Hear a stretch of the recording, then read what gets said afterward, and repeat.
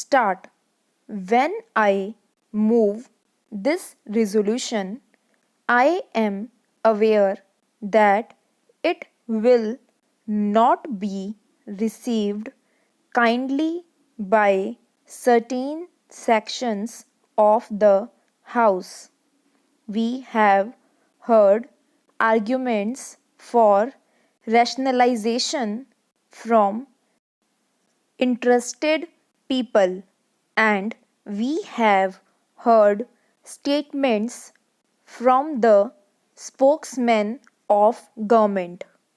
Nevertheless, I am happy that this House has today an occasion to discuss this problem.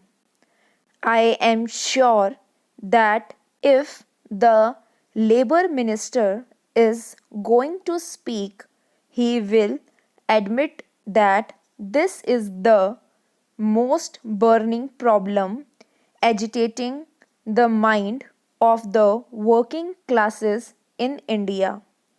From everywhere you hear the cry. In fact, after this motion was accepted and news came in the papers, hundreds of telegrams have been received by me.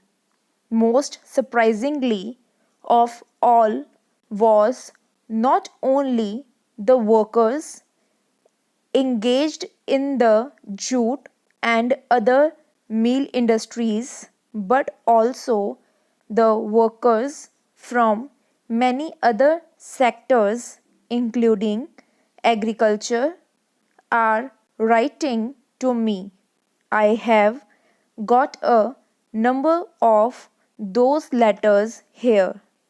From Kerala, I get letters from agricultural workers who are thrown out of employment by the oncoming of tractors, for which we have got a central organization and about which our government seem to be so happy. Here I have got a letter from an employee of a bank in Mumbai, the Bank of India. He says that 40 temporary employees of that bank are going to be thrown out because some mechanical device is about to be introduced. So, this is a question which should be very carefully considered by this House with all the seriousness which it deserves. We are not prepared to discuss rationalization in abstract. Gentlemen who know much about it may do well not to waste their time in telling us about the advantages of modernization and development of machinery and all that.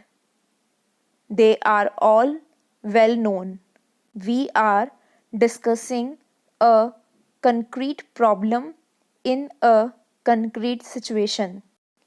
Now, let us turn for a moment to the textile industry, the largest industry occupying an important position even on a world scale, an industry for which our people have fought with sweat and tears against the British. It employs nearly 7.5 lakhs of workers. In this industry, rationalization is being introduced or is proposed to be introduced in all the centers. Nobody will say that this is done in the interest of production, because only last year we heard cries of overproduction raised even in this house. Textile is one of the few sectors where the targets laid down in the 5-year plan have been exceeded. Its problem, therefore, was not one of fall in production but of overproduction, and in 2003 we saw the picture of total or partial closure of mills. At that time, our government, of course, standing between the capitalists and the workers, did not remain quiet.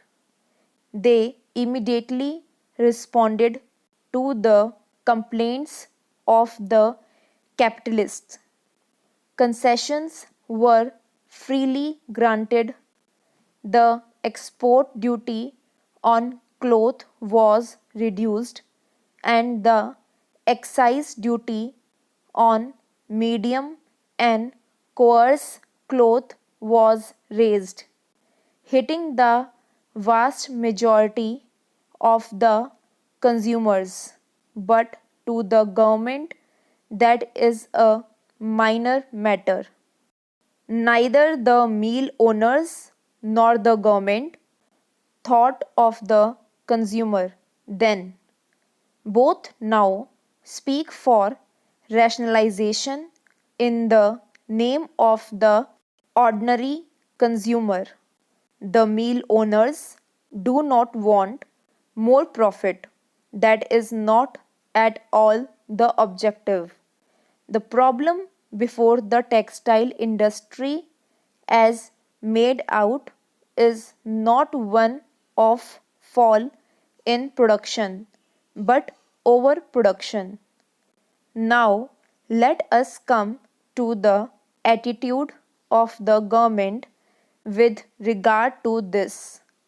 Statements have appeared from government spokesmen from time to time, purporting to protect the interests of the workers, prevent unemployment, etc. For example, in February last, the Minister of Labour told pressmen in Calcutta that government would not allow any rationalization or mechanization which would result in retrenchment. He said the Planning Commission had formulated schemes in this respect, and there was no idea of improvement which would result in the retrenchment of even a single worker.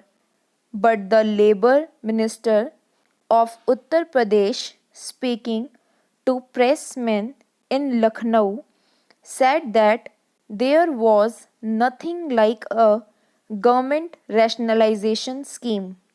He said that the employers had prepared a scheme and the government's effort were to see that a formula agreeable to both labor and employers should be worked out.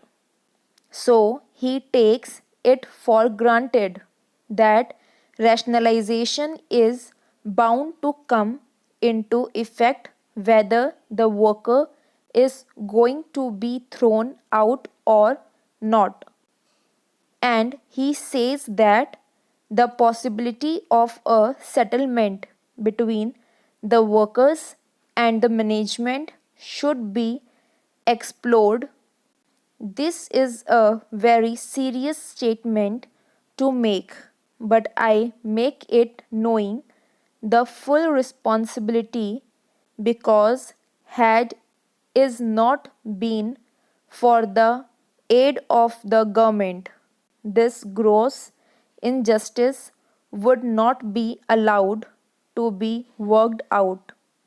The moment the workers who are thrown out get together in their trade unions and make their protest in the name of law and order, they are prevented from pursuing their efforts and their families are doomed to poverty and so many other hardships.